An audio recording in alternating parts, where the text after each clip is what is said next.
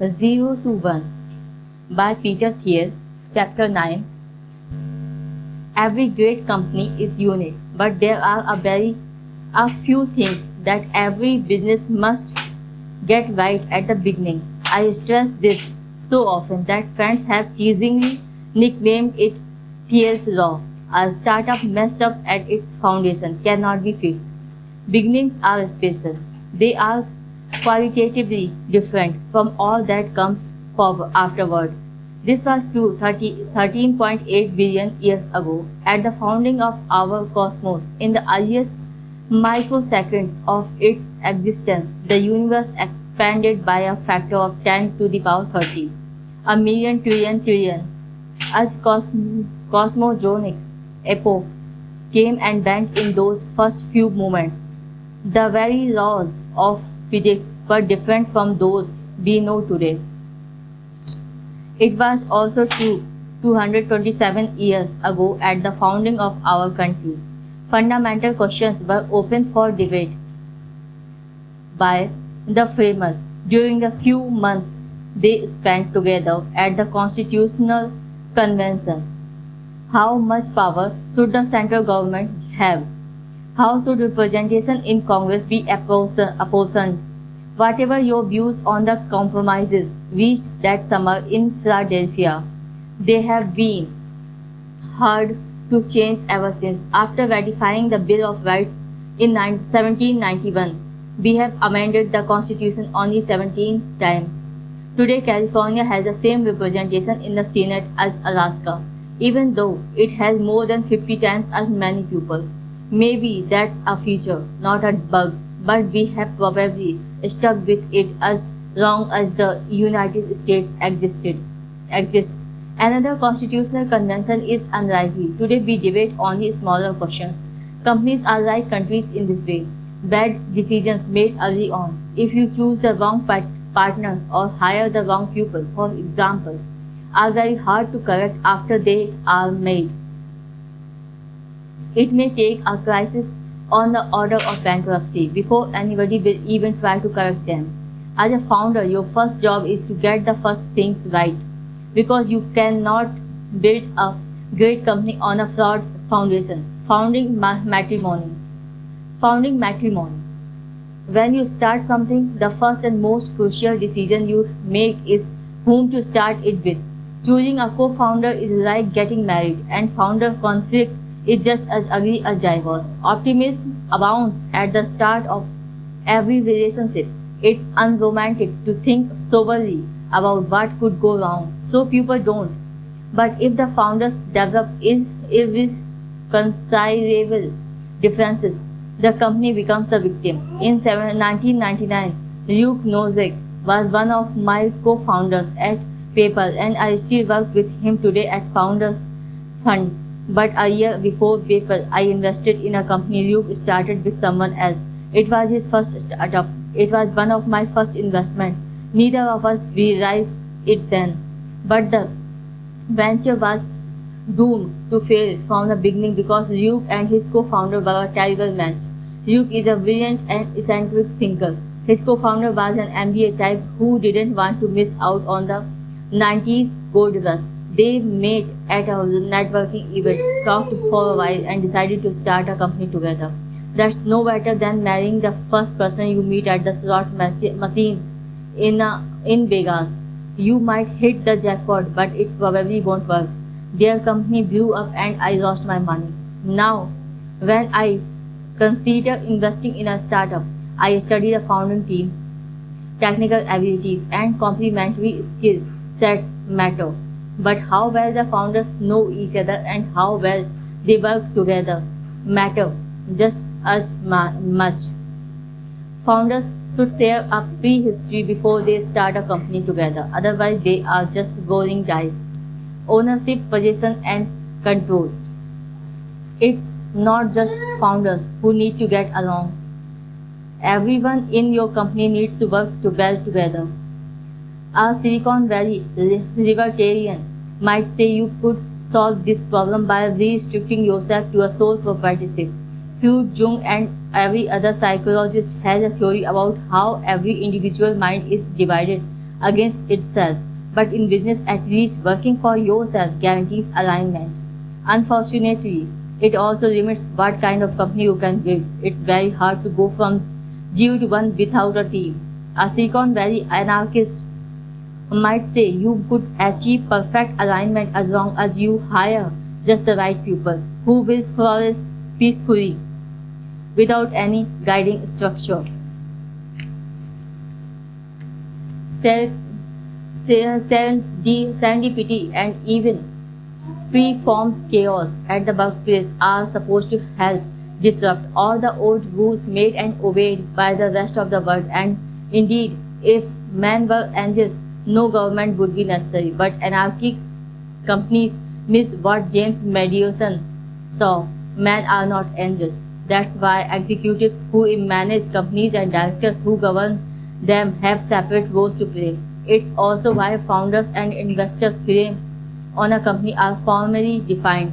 You need good people who get along, but you also need the structure to help keep everyone aligned for the long term.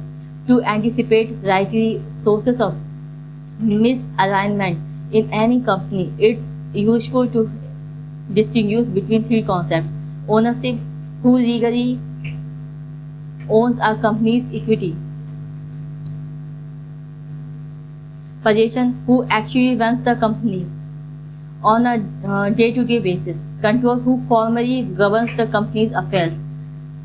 A typical startup allocates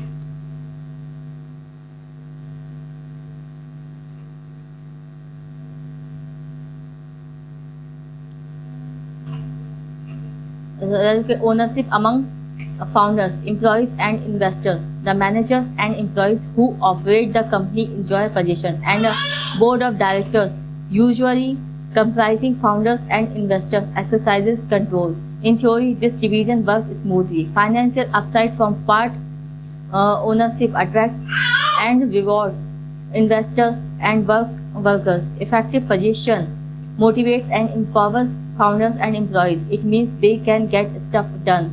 Oversight from the board places managers' plans in a broader perspective. In practice, distributing these functions among different people makes sense, but it also multiplies opportunities for misalignment. To see misalignment at its most extreme, just visit the DMV. Suppose you need a new driver's license. Theoretically, it should be easy to get one. The DMV is a government agency and we live in a democratic republic. All power resides in the people who elect representatives to serve them in government. If you are a citizen, you are part of owner of the DMV and your representatives control it. So you should be able to walk in and get what you need. Of course, it doesn't work like that. We the people may own the DMV's resources, but that ownership is merely fictional. The clerks and petty tyrants who operate the DMV, however, enjoy very real possession of their small-time powers. Even the governor and the legislature, charged without nominal control over the DMV, can't change anything. The bureaucracy lurches ever sideways of its own inertia, no matter what actions elected officials take, accountable to nobody. The DMV is misaligned with everybody.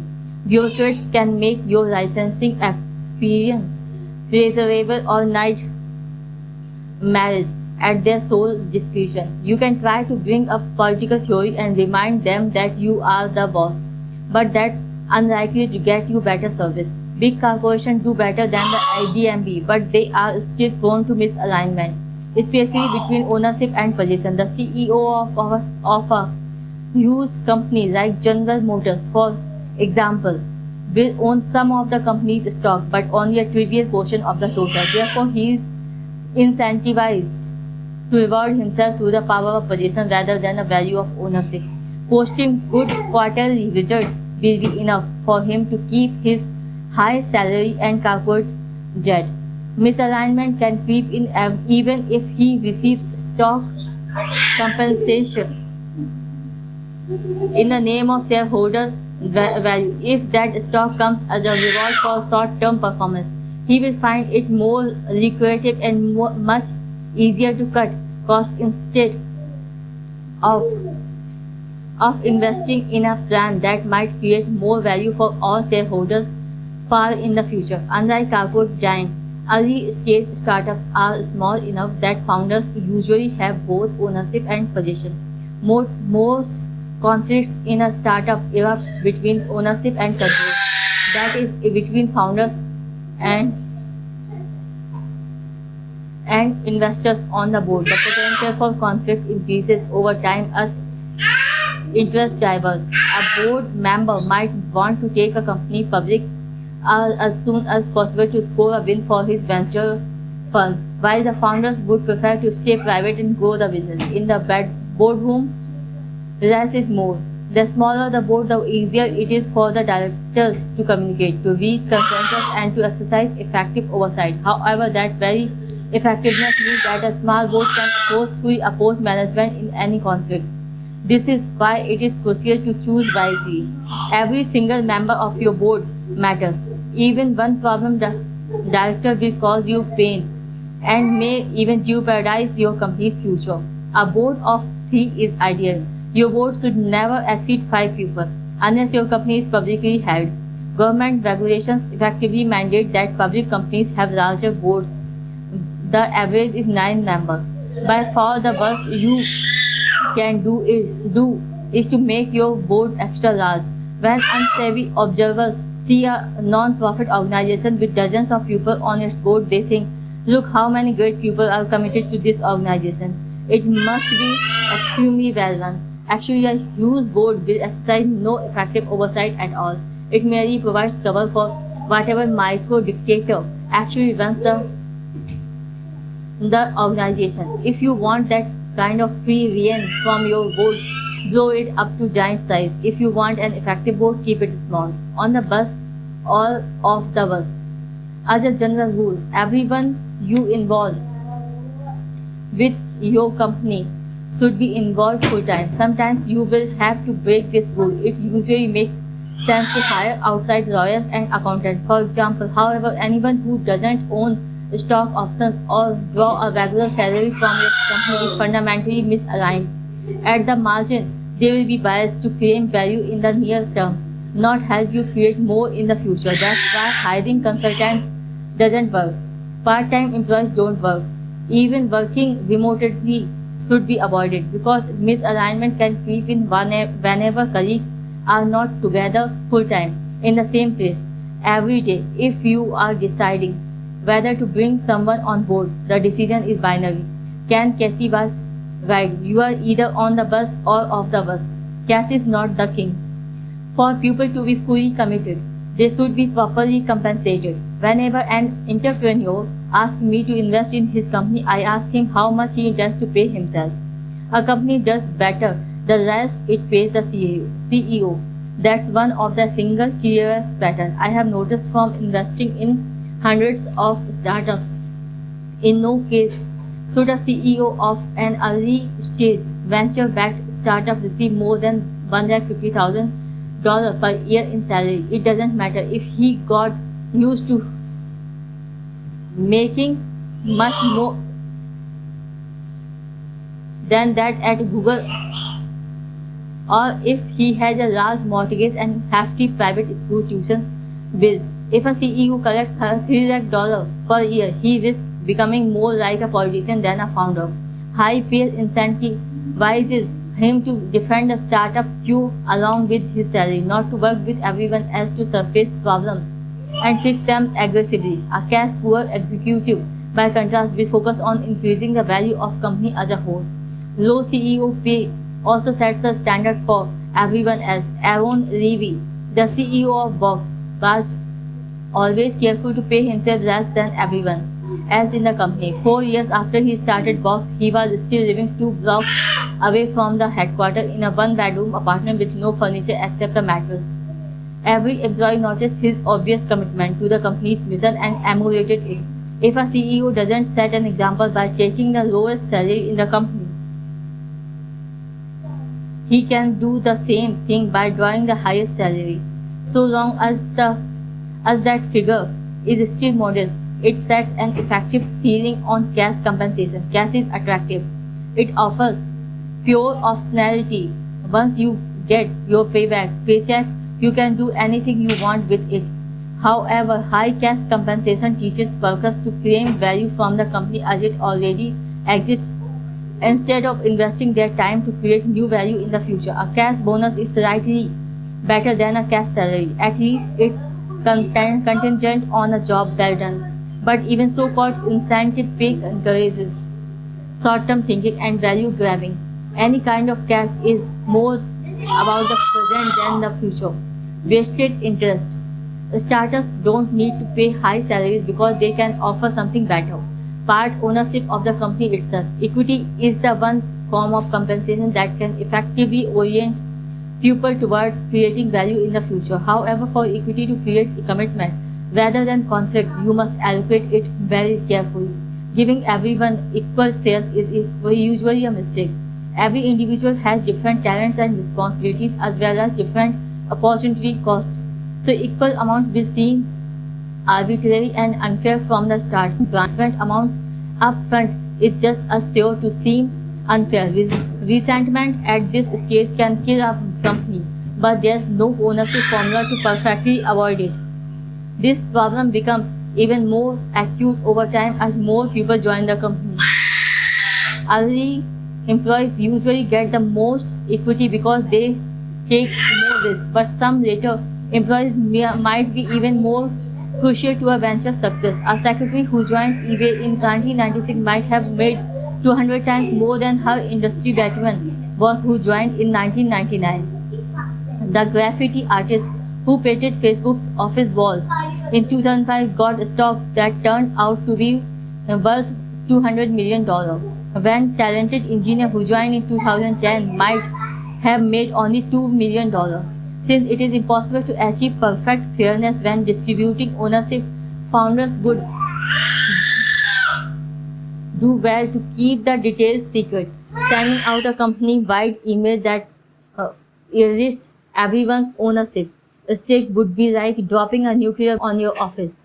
Most people don't want equity at all. At PayPal, we once hired a consultant who promised to help us negotiate lucrative business development deals. The only thing he ever successfully negotiated was a $5,000 daily cash salary. He refused to accept stock options as payment. Stories of startup slaves becoming millionaires.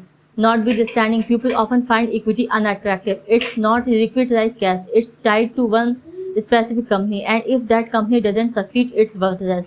Equity is a powerful tool precisely because of these limitations. Anyone who prefers owning a part of your company to being paid in cash reveals a preference for the long term and a commitment to increasing your company's value in the future. Equity can't create perfect incentive, but it's the best way for a founder to keep everyone in the company broadly aligned. Extending the founding. Bob Dylan has said that he who is not busy being born is busy dying. If he is right, being born doesn't happen at just one moment. You might even continue to do it somehow. Politically, at least, the founding moment of a company, however, really does happen just once. Only at the very start do you have the opportunity to set the rules that will align people towards the creation of value in the future.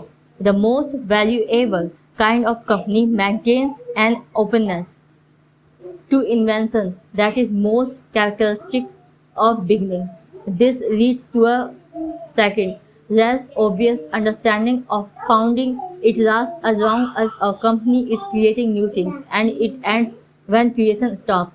If you get the founding moment right, you can do more than create a valuable company. You can steer its distant future toward the creation of new things instead of stewardship of inherited success. You might even extend its founding indefinitely. Thank you for listening.